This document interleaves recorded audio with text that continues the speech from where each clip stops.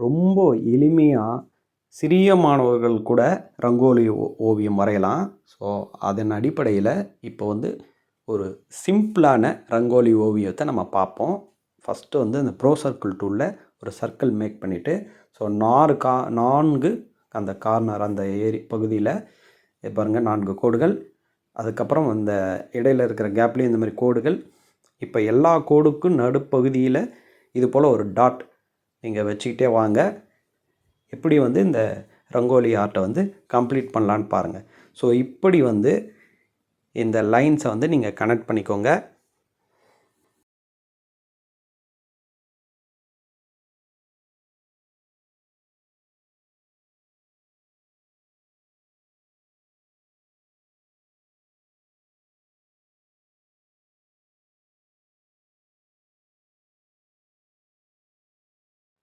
Connect பண்ணிக்கிட்டு பாருங்கள், ஒவ்வொரு அந்த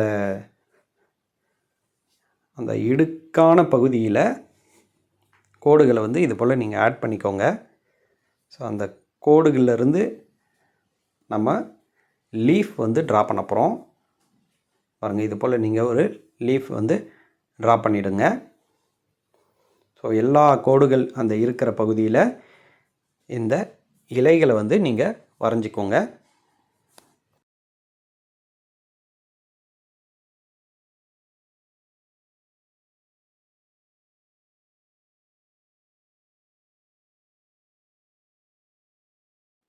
அதுக்கப்புறம் இது போன்ற கோடுகள் வந்து நீங்கள் வரைஞ்சிக்கோங்க.